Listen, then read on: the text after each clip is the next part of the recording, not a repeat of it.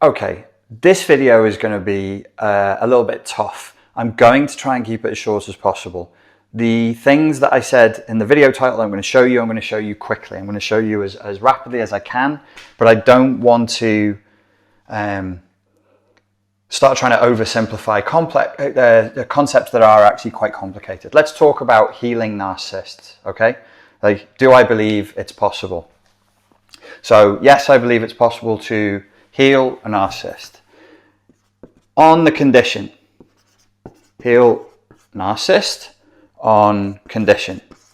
Okay, so I'm going to describe the condition, and then I'm going to describe what it would take, the key points for actually healing narcissism. The condition is that we acknowledge and understand and have an acceptance of CPTSD in its totality. All of it. You have to understand CPTSD, and I highly recommend the book, though it's not the only one, CPTSD From Surviving to Thriving by Pete Walker. So you've got to understand CPTSD, and this must be approached from a CPTSD perspective.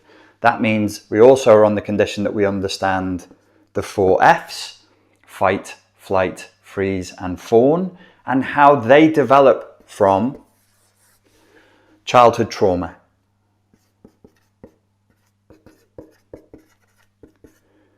So, no, we're no longer saying narcissism is the opposite of CPTSD, and we're no longer saying narcissism is the opposite of codependency. We're accepting that narcissistic personality disorder is codependency, and we're accepting that narcissistic personality disorder is a post-traumatic protective stress response to childhood trauma. On the 4 Fs, it falls within fight and fawn. Got that? Once we've got that, we can proceed. So, how would I heal NPD? I would treat it as though it was CPTSD. So the first thing that you have to do, number 1, is you have to deal with the emotional dysregulation.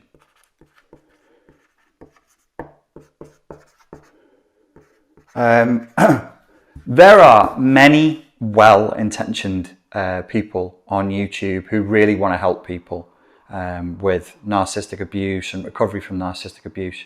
But for every one person who really is well-intentioned, and I believe that they are, there is now 10, 12, 13, 14, 15, it's growing every week, people who just want to sell t-shirts, they just want to get Google ad revenue, and they want to sell their overpriced coaching services. And they are repeating utter bullshit. Now, you would say, so you don't like that because they're your competition. And I would say, listen, I don't do this for money. This is not where my money comes from. I have a business that goes back to 2004. That's where my money comes from. Whether people watch this stuff or not, that's up to them. What does irritate me, though, is when the victims of narcissistic abuse, of which I am one, struggle and get caught up in the nonsense of people online who are feeding them it's not disinformation, but it's poor information. The narcissist is extremely moody. That's what emotional dysregulation means. The people online, many of them are telling you that they're cold, that they have a flat affect, that they really don't feel anything at all. And then people come to me and they'll be like, I need to ask you a question. And I'll go, okay, ask me a question, make it 1 sentence long and end in a question mark. And they'll say, if the narcissist feels nothing, why do they X, Y, Z on Christmas Day? And I'll be like, whoa. What is this huge, ridiculous, absurd presupposition baked into your question? Narcissistic personality disorder is not in the DSM, but fundamentally should be identified by massive emotional dysregulation. They are hugely moody. Everything that they're trying to do is to regulate their self-esteem. What a neurotypical person does is they work inside and they go, I don't feel very good. I should do something that regulates my emotions. The specific emotion they're trying not to feel is shame.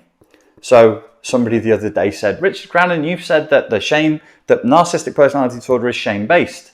But then you did a video that said that they are shameless. So here's where one of the many, many problems comes from trying to distill academic material, published research down into bite-sized chunk YouTube videos. A tremendous amount gets lost.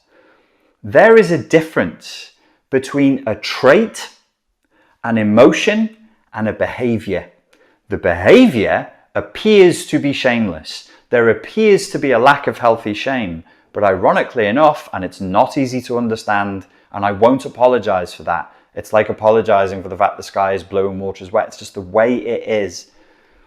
Even when they engage in seemingly shameless behavior, it is to avoid very deep-seated feelings of shame that come from their emotional flashbacks. So number one, we need to re-regulate them, and we have to deal with these things called emotional flashbacks.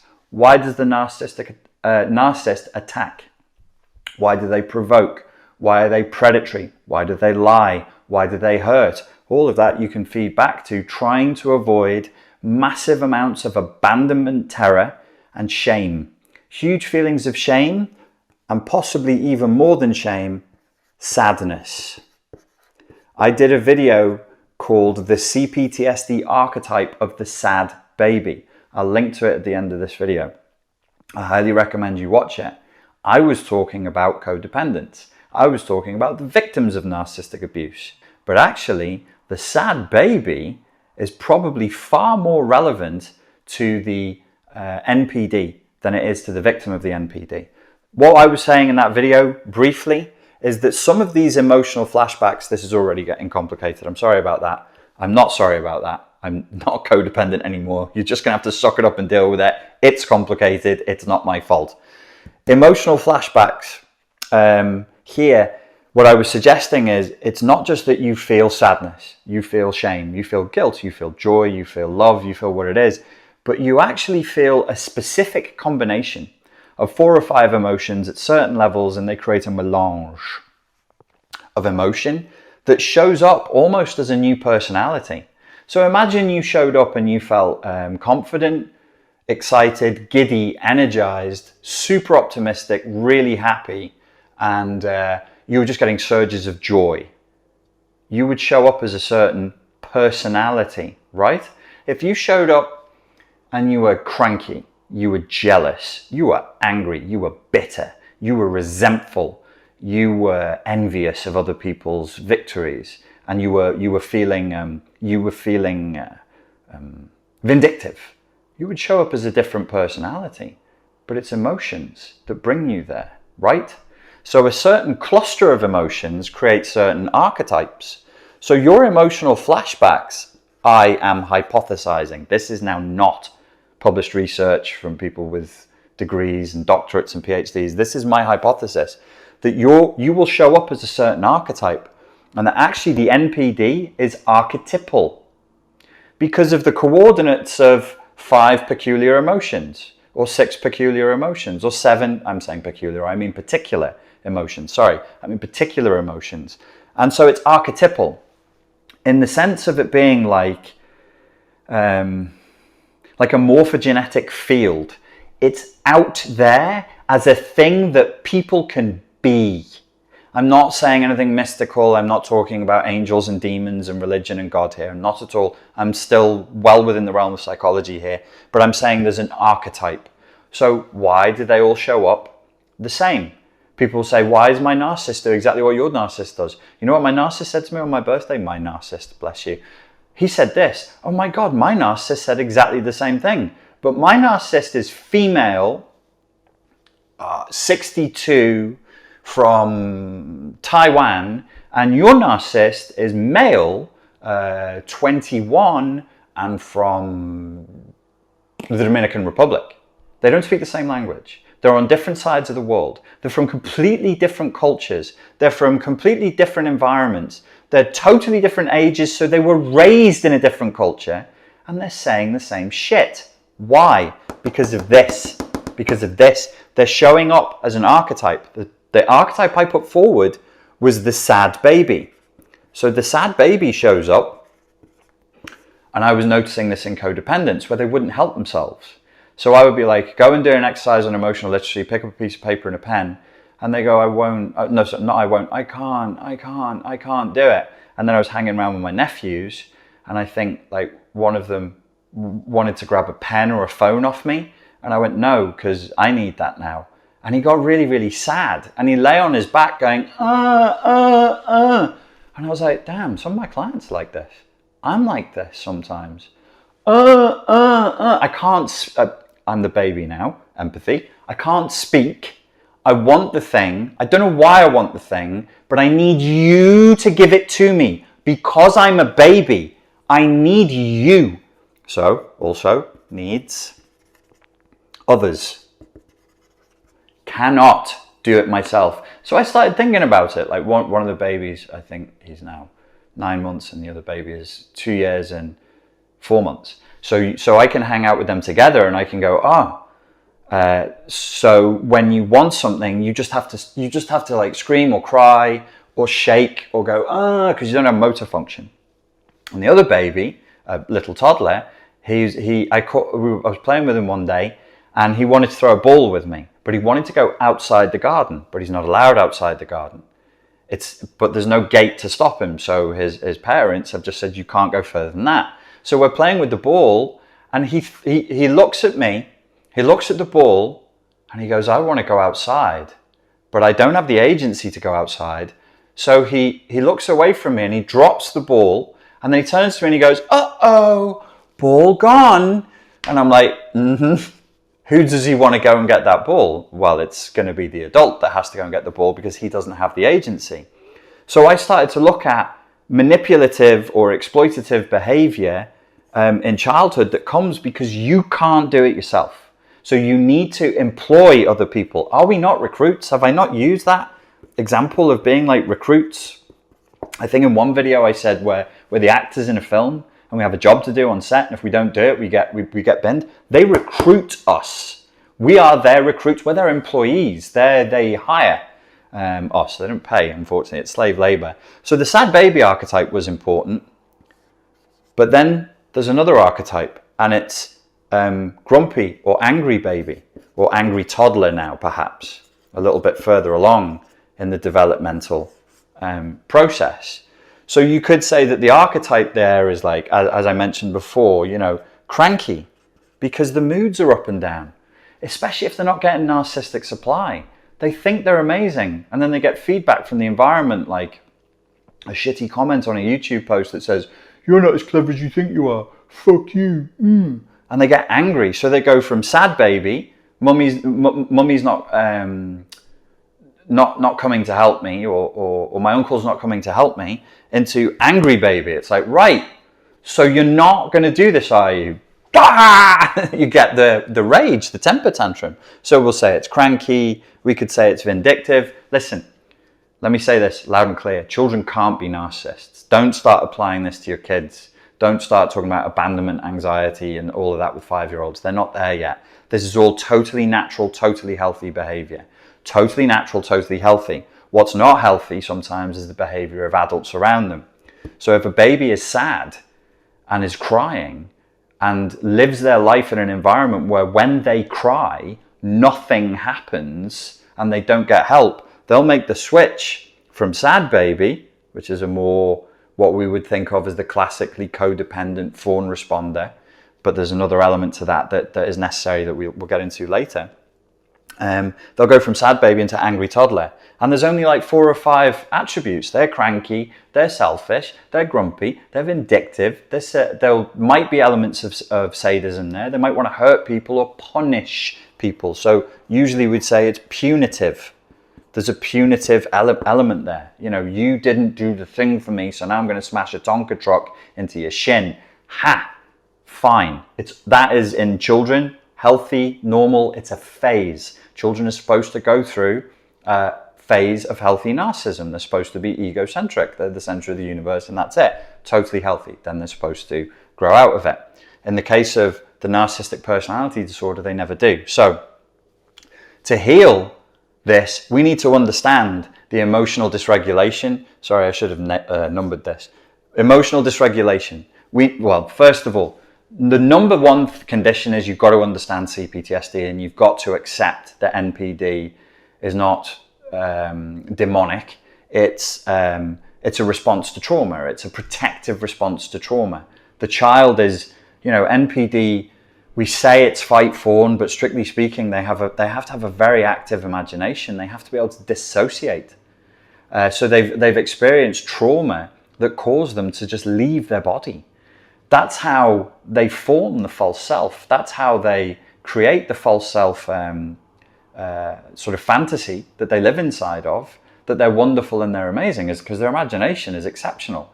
Their imagination only becomes exceptional through repeated trauma over time, because nobody's coming. Okay. Nobody's coming. Nobody's coming. Nobody's coming. And then the eyes glaze over, and they'll fade out of this reality. They'll just create a new reality where their pain doesn't matter, or somebody is coming, or they're the one who comes, or maybe all three. Their pain doesn't matter. No, there's nobody here to help. I'm the one who helps. I'm the one who saves me. I'll become godlike mummy or godlike daddy, not adult, real human mummy or daddy. I'll become the godlike, because to the sad baby, that's God. The hand comes down from the clouds and gives you the biscuit. The hand comes down from the clouds and gives you the pen. It's magical. It's beyond explanation. It's like, I want the thing, Lord. And they can't see, apparently. Babies don't really see us the way we see each other. They have to learn to do that. So there's just shapes and noise and feelings. Lord, why have you forsaken me? Oh, the pen. I have the pen. Put it in my mouth. That's what they do, right? It's impulsive, natural, healthy. But if it goes on for too long, these archetypes start to build up. So first of all, we have to accept it's CPTSD.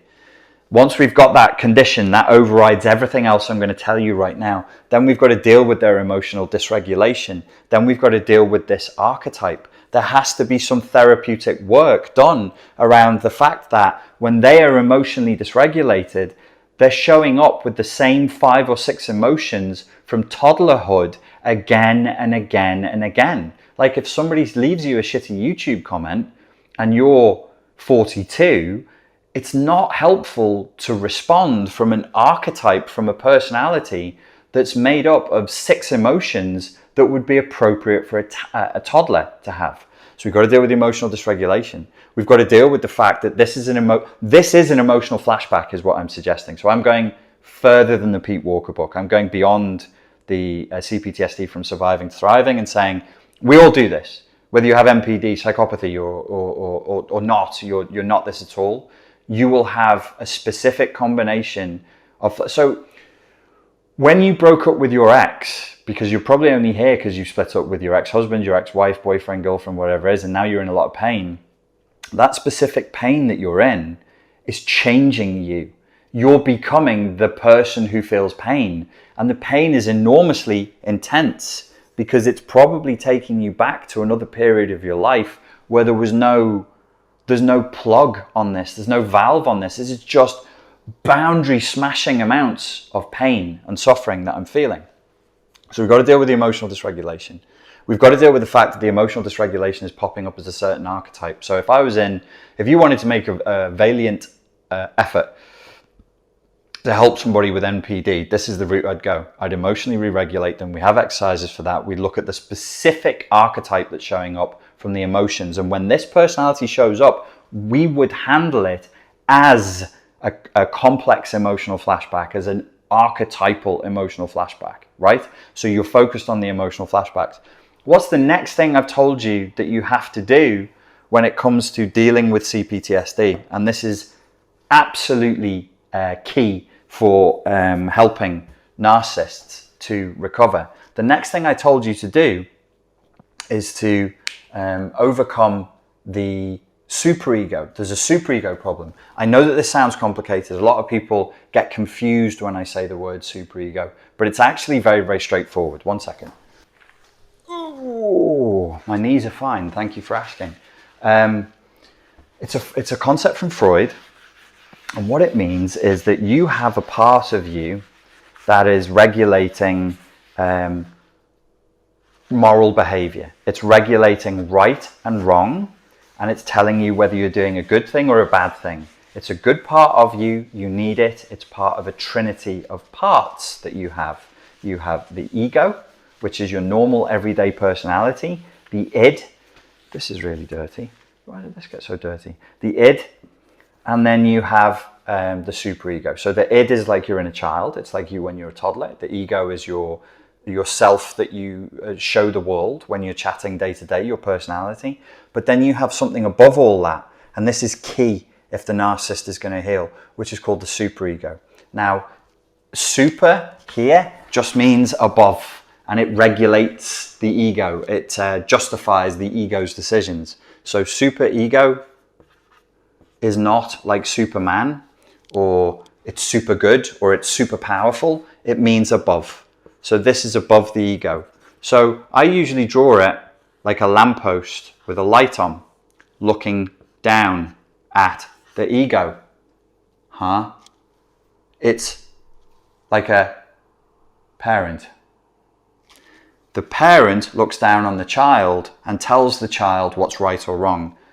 Bear with me 1 second, because I really want you to grasp what this is, because if you do, you'll be head and shoulders above 99% of the fucking hot garbage from Satan's bumhole that's out there on narcissism that's holding people back, because they don't understand what a codependent is. They don't really understand what a narcissist is, and they think it means somebody who's been mean to me. And because of this, they can't recover. This is a chance for people with NPD to actually recover. So you can see, you can deduce, I'm sure, that this is how the superego developed, is when you were a little kid, is that you had a parent looking down at you, checking in on you, seeing what you were up to. And whatever they said to you, whatever words they fed to you, that then goes in and starts to develop into the superego. And you might go, but they didn't say to me anything about right and wrong. You're saying it's about morals.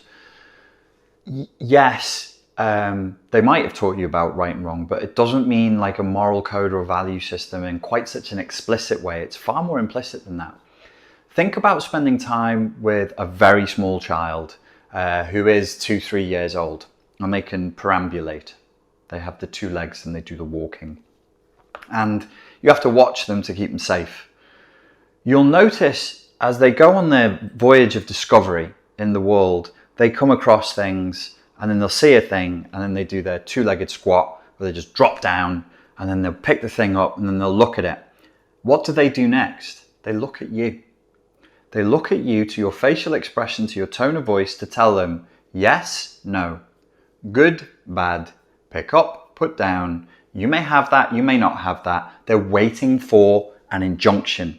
They're waiting for you to give them an injunction. Yes, no, good, bad. Similarly, as they're perambulating through the world, you'll notice when they hurt themselves. Pain. I fell off the table. I banged my foot. I did this or that. Before they begin the crying, often, not always, they'll look to you. They'll look to another adult. Tell me how bad this is, so I can gauge how loud to cry. It's so obviously they're experiencing pain as well, but part of their response is, you tell me how bad this is. Is it good? Is it bad? Is it yes? Is it no? Do I cry? Do I laugh? Understand? So that then gets internalized. So we have a parent inside of us that, like a child, when a thing happens, we sort of look to and go, what does it mean? And the superego says good, bad, yes, no. So the superego, it gets a little more complicated, which is the superego is to tell you yes, no, good, bad, up, down, how to place meaning on something, whether it is external or internal. So it judges the world, as in it makes judgments about what is good, what is bad. Should I take this path or that path? Should I marry this beautiful lady or this beautiful lady? If only we were tortured by such decisions, that would be pleasant indeed. And so it helps with that. but it judges us too. Now, what happens in the case of NPD? So we're on step 3 here. I'm sorry this is taking so long. I really am trying to simplify it as much as possible without cutting anything out. Step 3 of dealing with the superego. This child was raised in an abusive environment. So the injunctions from the superego, the injunctions from the parent are abusive. They are labile. They're based on whether mummy is drunk today or sober today, whether daddy's in a good mood or a bad mood. So it's up and down. So the child looks, and it's one rule today, one rule tomorrow. Sometimes I'm a good little boy, a good little girl, and sometimes I'm a worthless piece of shit that mummy or daddy is going to hit or say bad things to or ignore, and I'm going to feel bad. So what happens as we go through this internalization process? So this then has to become internalized, is you're internalizing a bad parent. You're internalizing an let's say not bad, abusive. You're internalizing an abusive parent. So now you have an internalized abusive superego that's telling you internally and externally things are wrong. This sucks. It's not stable. You're not safe. Nobody's safe. The world isn't safe. See what I'm saying? And does this sound familiar? So it goes up and down. That's why they're so emotionally labile. That's why there's such emotional dysregulation and moodiness. It's the superego's fault. Now imagine the abuse was so strong that the ego, the kid, the boundaries started to break. Imagine the boundaries breaking. This is what you have, I believe, with victims of codependent abuse. Highly porous ego boundaries, an extremely abusive childhood, and abusive can also be judgment. Abuse can be silent. Abuse can be being too strict. Abuse can be never saying to a child, well done. Have you ever said to a child, oh, well done, and seen how much they love that, how much they need that, how they soak that in from an adult who's looking over their shoulder? So the superego is looking over your shoulder. You go, well done. What did you find? Wow, that's cool. You're clever. And they go, yeah, I fucking know I am, because I found the stone, which I don't think has been found before. And then they feel some self-esteem. They're going, I'm worthy. I feel good. I feel good about being me. I feel good about being me. And that levels up inside of them.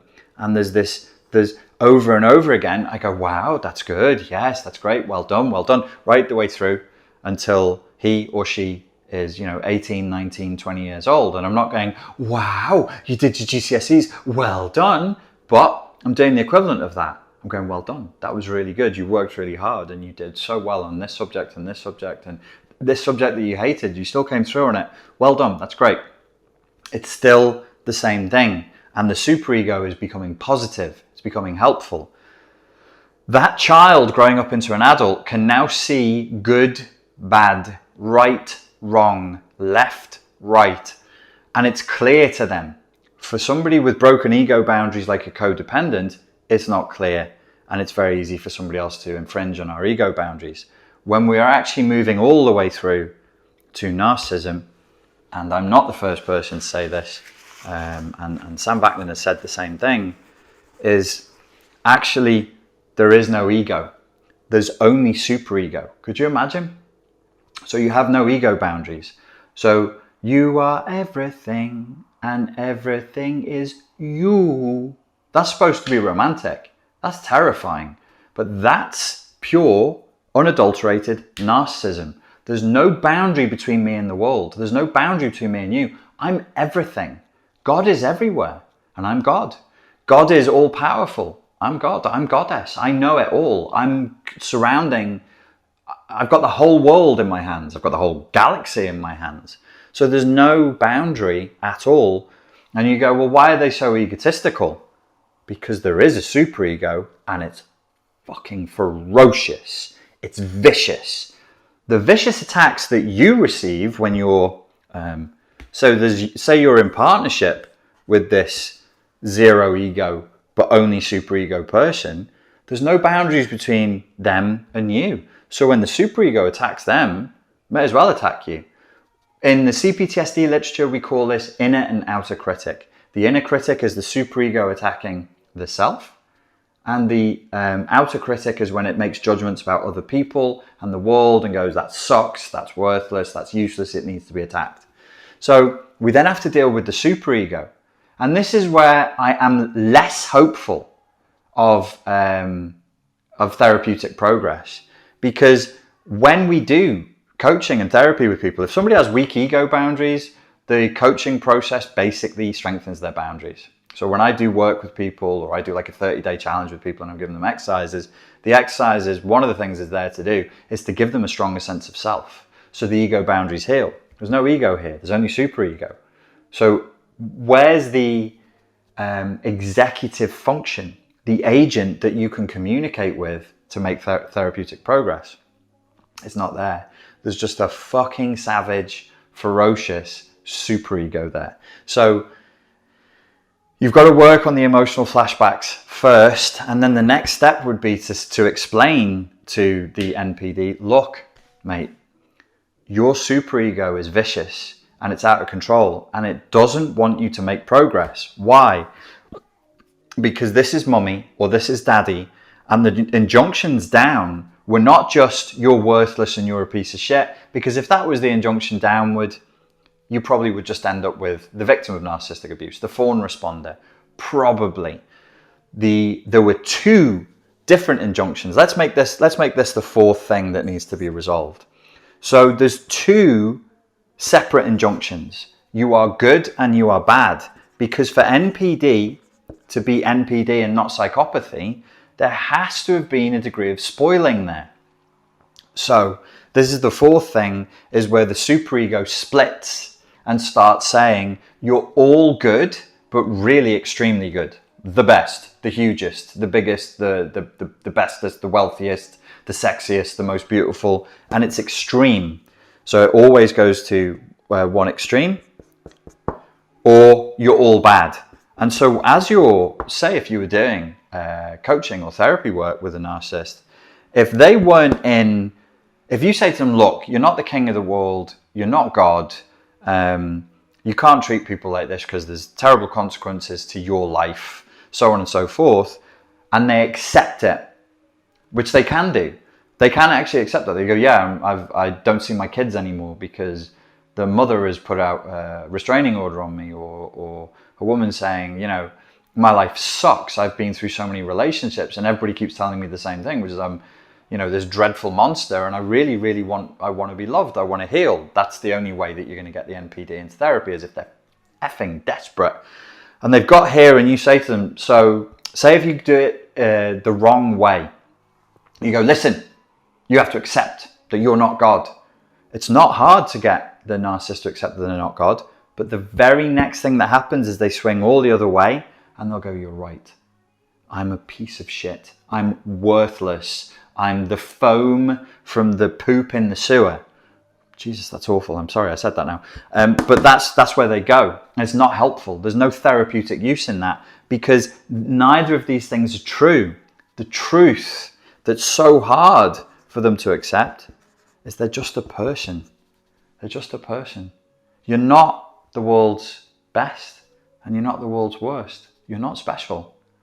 You're not especially good. You're not especially bad. Your suffering wasn't special. Your experience wasn't special. You're just a person, same as the rest of us. You're just a person, and that's the truth, because scientifically, rationally, objectively, by any measure that's outside of the lunatic, psychotic world view of the narcissistic psychopath, they have two eyes, a nose, a head, they eat food and then they poop and then they go to sleep and then they wake up every day, same as everybody else. It's a fantasy. But how do you get them past the fantasy that's kept them alive for life? So in the therapeutic process, you'd have to respect the fact that the fantasy that they're clinging onto so hard is a little child holding on to that fantasy, and that lifeboat has got them through life up until now, and they're scared that if they let go of it, that they will die. It's a death grip they have on that fantasy. So working them through to this truth would be difficult. How do we deal with the superego? It's difficult because what I was going to say before is there's, you know, these are the messages of a bad parent. You're wonderful, you're angelic.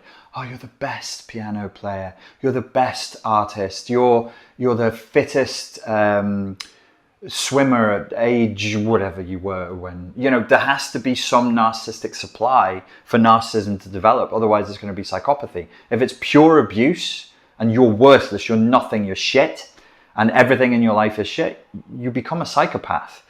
To be a narcissist, there has to be vanity there. So you need to be receiving two different messages from both parents, from one parent. It doesn't really matter. It could even be one message from the parents and then another message from an institution, like a school, a boarding school, the military, your swim team, your maths team. Somebody needs to tell you you're exceptional. Somebody needs to say you really are the best thing in the world, so that you have this split. The narcissist, whether they're a fragile narcissist or a grandiose narcissist, that's not an intrinsic personality type. It's a strategy. It's about that's not about the internal world, if they're fragile or if they're grandiose. That's about whether they win or not. So the narcissist is trying to stay here. They're fighting. They're fighting. Imagine a pendulum, like in Edgar Allan Poe, the pendulum, and it's swung one way, and the narcissist goes, "Huh," and grabs it.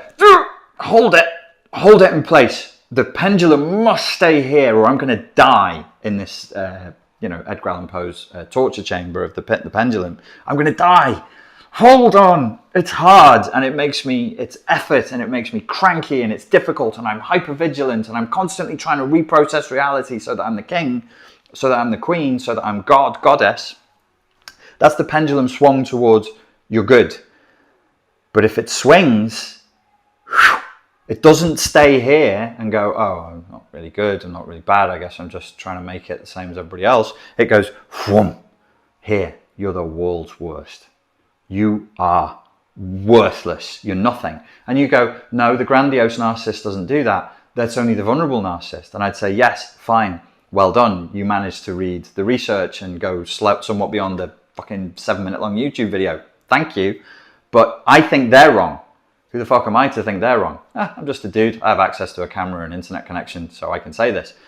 I think they're wrong. I think it's one of the fundamental flaws of psychology, and I mean the whole of psychology. It's about the medicalization of what is fundamentally a philosophical endeavor. These are like philosophical problems. They're not. I don't think that psychology has much to do with biology. 95% of psychology is not biology. There is a 5% for sure of cases. I'm saying percentages. I mean clients who show up or people who become institutionalized. The good 5%. There's a biological issue that can be treated with drugs, that should be treated with chemicals, or maybe they should be given a protocol that switches the chemicals around in the brain, whatever it is. But the other 95% is really in the realm of learning. It's really in the realm of philosophy. It's here. So grandiose narcissist is not a personality type to me. I'm not even sure that we should be thinking of narcissism as a personality disorder at all. I think it's much more effective for the victim and for the narcissist, if there's a chance of healing, to think of it as a CPTSD response. It's a learned behavior pattern. Well, if it's been learned, it can be unlearned, right? In theory. So you have the vulnerable or covert, I hate that, vulnerable, fragile narcissist, and then you have the overt, classical, grandiose narcissist, the one who's first identified. What's the difference then? The grandiose narcissist is winning this game of the pit and the pendulum. They're holding the pendulum on one side, and they're convincing everybody else that they're as special as they believe themselves to be, to a degree. I mean, it must be always somewhat dissatisfying as a grandiose narcissist, because there could always be a little bit more worship, a little bit more applause. There's always going to be other people who sneak ahead of you, but I guess that keeps them in the game, keeps them competing. The vulnerable narcissist swings here every day. And then they squeak, I got the pendulum, and then it drops again. It's like I'm describing like some awful Greek god punishment, Sisyphus. It's there, yes, I won, narcissistic elation. Oh no, it's slipping, oh, narcissistic depletion. Full balloon, saggy balloon, full balloon, saggy balloon, every day. So how do we stop this?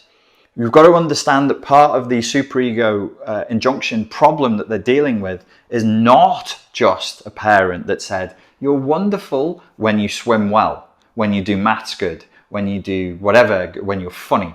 Then you perform, Jim Carrey, Louis C.K. You perform your good object. It's funny, it's funny. Yeah, that's enough now, go away. But if you don't, then you're worthless. And that's, that's why I think a lot of narcissists are addicted to performance. I think we must understand that the applause of the parents and the adulation of the parents has to be mirrored in the applause of the crowd, because they've never known love. Narcissists have never known love, and cannot know love. Neither is the codependent. I'm sorry it's a bit rough, but your parents didn't love you.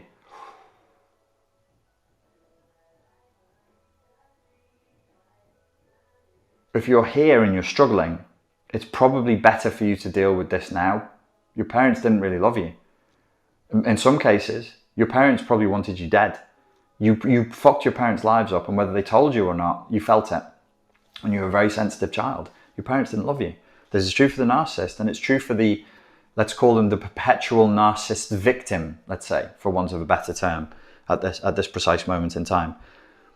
And so you're trying like hell to get the substitute for love. The codependent is addicted to their substitute for love in childhood, which was what? Well, the codependent, and it's not the right thing to say, but the narcissist victim actually is not uniquely the codependent in this dyad between the narcissist and the victim. They're both codependent, but only one was parentified. Both are parentified as children. Both have been parentified, but only one of them was parentified in the role of confessor, psychoanalyst, mate at the bar. One. And that's the fawn responding, we call them echo, codependent, parentified child, who only ever got love when they showed up and met the narcissistic parents' needs. And they never received love, they received time and attention. They received a substitute for love. And then they're hardwired to only receive, I said they, I mean we, are only hardwired to receive a substitute for love in a transactional dynamic, which I covered in my last video. And that's it for life, unless we do something about it. If somebody tries to give you authentic love, you'll be like, what the bloody, ugh, stop that. What the hell's that?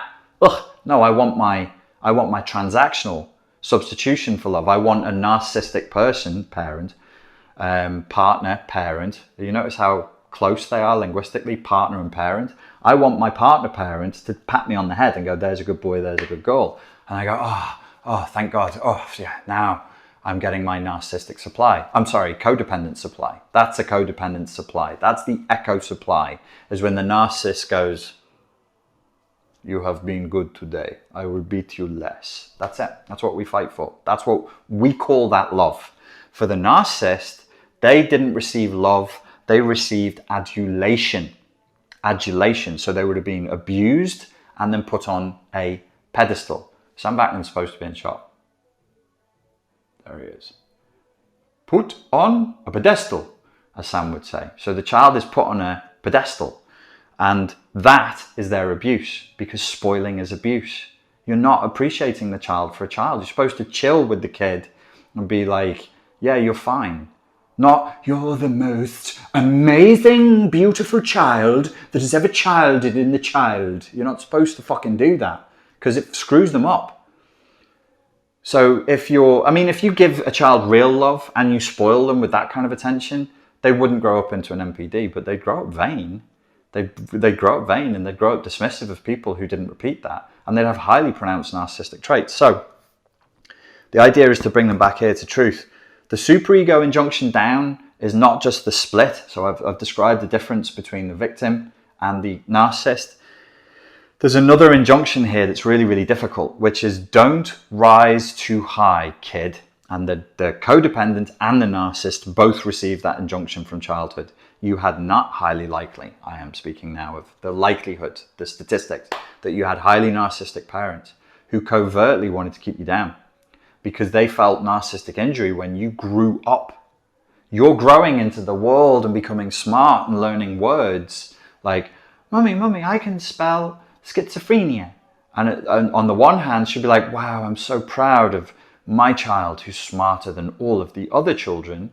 But then on the other hand, what starts to creep in is like, I'm not sure I can fucking spell schizophrenia. Hey, fuck this kid, right? Then another injunction comes in. It doesn't have to be verbalized or explicit. It can be implicit. The child feels it. Don't rise too high. That's for the codependent and for the narcissist. Still with me? Let me write it down. The injunction, this is not a key point.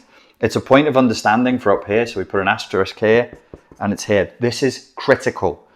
Don't rise too high. And you could be like, the narcissist wants nothing but to raise up. Yes, within the paradigm they were given as a child. So if they were an amazing swimmer, an amazing runner, like a South African runner, got himself into a lot of trouble. If that's what they were good for, that's the paradigm in which they can receive their narcissistic supply. If they were highly cerebral, super intelligent, sent to a university at a very, very young age and given adulation for being one of the smartest kids in a country full of exceptionally smart people, that then becomes the paradigm which they're locked into for life to get narcissistic supply from, for life. So adulation may have come from mum, from dad, but not love. There's never any love. Either they're abusive or they're adulating. They're worshipping the child as a little god, as a little goddess, a little prince, a little princess, and that's really, really unhealthy. But also, don't rise too high. So you say, Donald Trump's made millions, he's made billions, so he's winning. He's not failing to rise too high. Yes, he is. I see a man fighting daily with the injunctions to not be too good. I think that's part of the problem why he's in such a physical mess. Because there would have been, so his father would have been like, you may make all the money, you must, in fact, not you may, you must, the injunction is, make all the money there is in the world. You must have gold-plated taps. But maybe there was something somatic, maybe there was physical abuse there, maybe I'm not saying necessarily I have insight, but I'm just conjecture. If there was like sexual abuse creates body image issues. It creates tremendous, I know, I've lived it. It creates tremendous body image issues. Sometimes the desire to bulk up, to bloat up and get very overweight is because it might not have been overt sexual abuse, but the child feels if the parent is looking at them as a sexual object. They feel that. So there is a rising, but it's within very, very strict boundaries. And you'll notice people stick to that for life. Donald Trump is allowed to be the most powerful, wealthiest man in the world. He's not allowed to heal. He's not allowed to sort his body out. He'll remain out of shape and overweight until the day he dies. His superego injunction will not let him lose that weight. It's just not going to happen.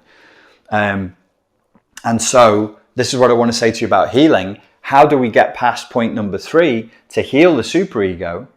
If the superego registers the healing as don't rise too high, you can't be more healed than me.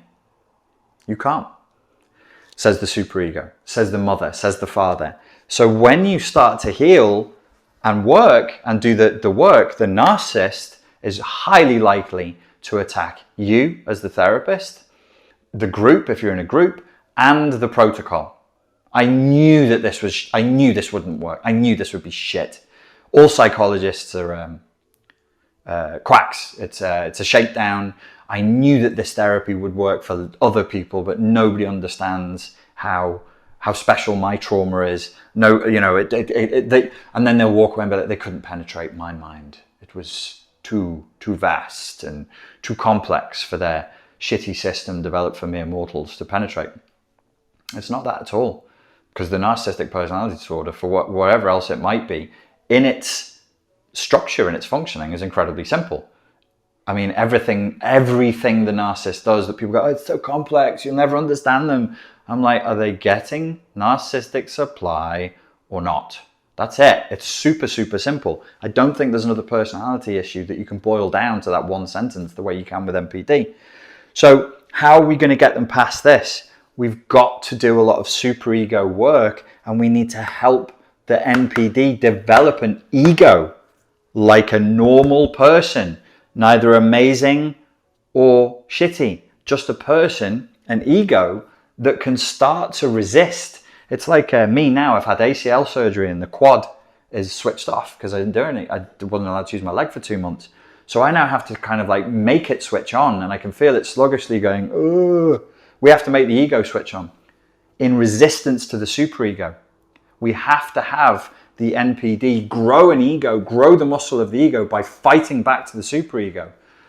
What was one of the things I taught you years ago as far as CPTSD goes? It was to point at Gollum.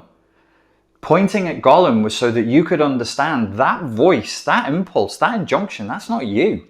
That's your superego. But if you think it is you, you'll start to internalize it and you'll be like, well, I'm just a bad guy. I'm just a bad girl. I just get pleasure from hurting people. Yay, I'm a bad man, innit? I'm just a bad man. I'm a psycho, innit? Yeah. And you start to identify with that. I'm the world's worst. I'm the world's worst narcissistic psychopath. Yeah. And actually what you should be doing is going, that's not me. And when you start to create a gap between the injunction and the ego, there I have hope. There I have hope that you could actually do something. But the narcissist has to be the person who's been diagnosed with NPD. The person who's been diagnosed with this particular CPTSD formation needs to be a tough motherfucker, because that's going to take, you're going to be looking at a year of work before you start to see progress, before an ego starts to form. And you go, hey, this is me. And you've got to have like a lot of coaching, a lot of therapeutic contact to help the person with NPD to go, okay, that's you, the you that sort of got crystallized and shut away and shoved in a coffin and dug underground in childhood. Now we need to bring that part of you out, which is frightening and difficult and is going to trigger emotional flashbacks and is going to trigger the superego, which then triggers more emotional flashbacks. The superego is going to fight like hell.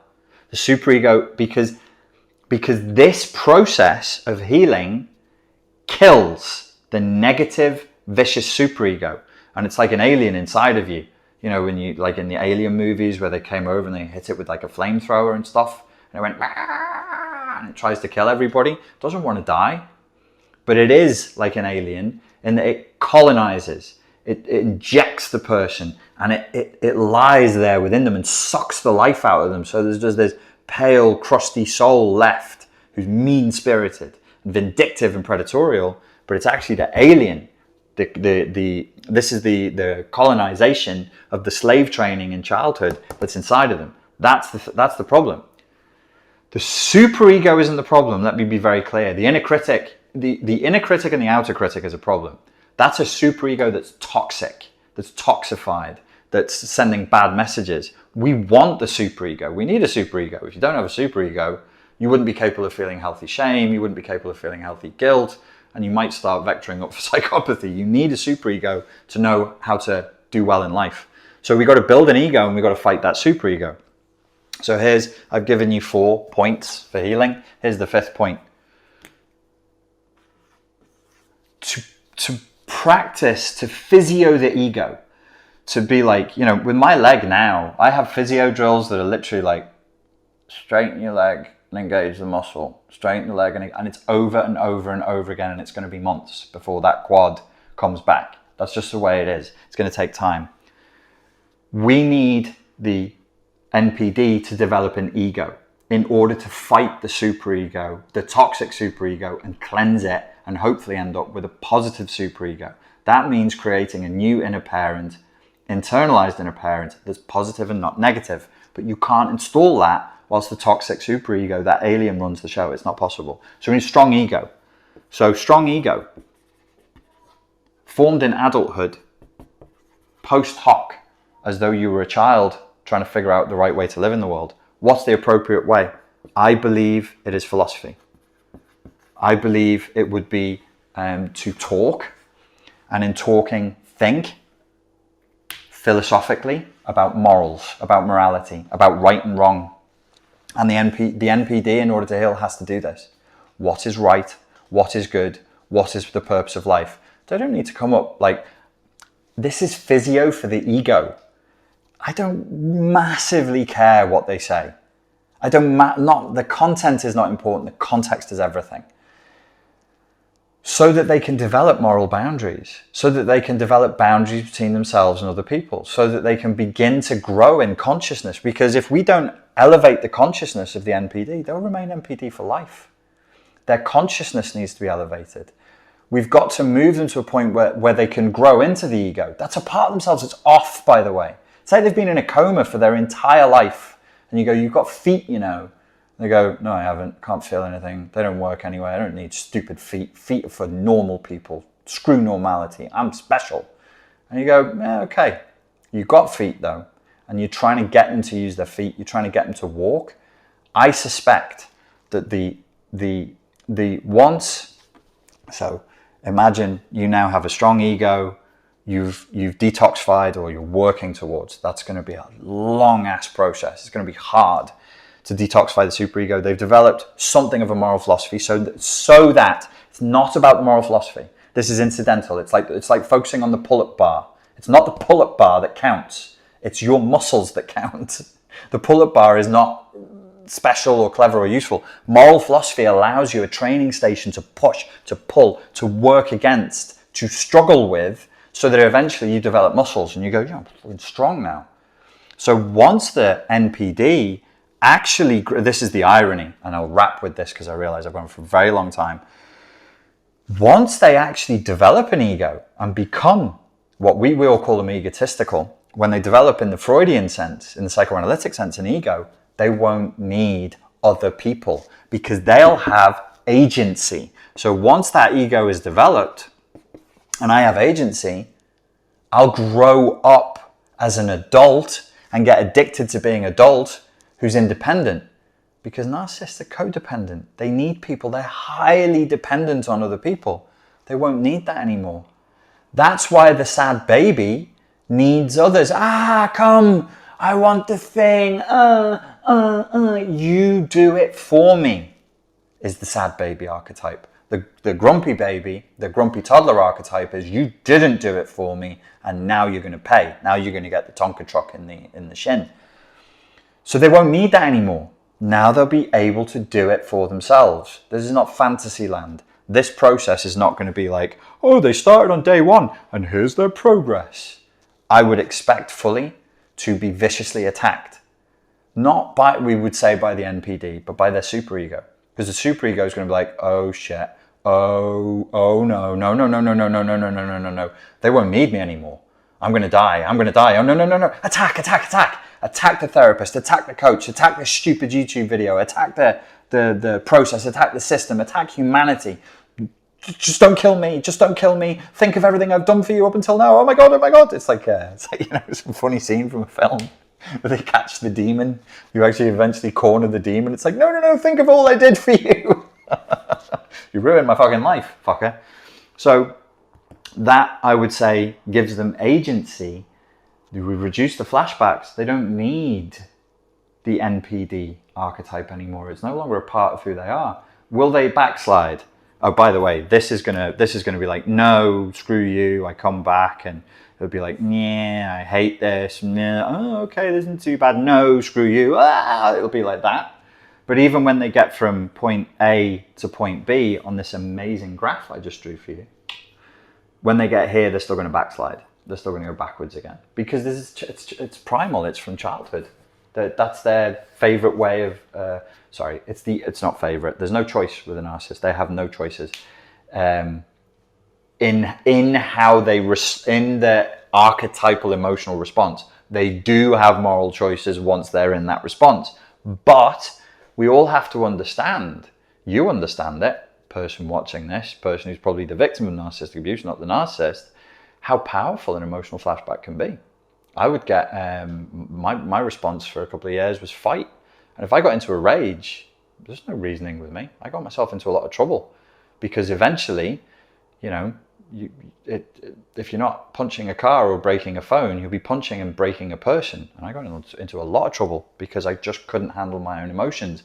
But appreciate how all-consuming abandonment terror is. Appreciate how all-consuming shame can be. Appreciate how all-consuming the desire to prove your worth by predating, by attacking, by exploiting others can be. It's all about re-establishing order in the external world as a toddler. So I don't do it. It's not like, oh, I want the door to open, I'll go up and open it. That's ego. That's agency. That's executive function. This is, no, I'll make other slaves do it for me. So that necessity of, through deception, exploiting others and enslaving others is what makes this such an abusive personality style. But the actual core of narcissism itself isn't particularly abusive, because it's not interested in other people. It's only fixated on itself because there is no ego. So the abuse must be understood as incidental. I don't count, you don't count, we don't count, we're not people, we're things. If we get hurt, that's incidental when we're talking true narcissism. Okay guys, that's my thoughts on that. Sorry it was so long. I know it wasn't an easy watch either, but hopefully that'll help a little bit. Thank you very much for your time and your attention. Please stay grateful for everything that you do have. You know, a really strong attitude of appreciation for all the little things you have in your life will really help you through the times we're in right now. Thank you very much. I look forward to speaking to you soon. Cheers. Folks, if you enjoyed that, there are more episodes for you to watch right here. Please click on that. If you want to subscribe to me, do it here. And here is a PDF for you that is completely free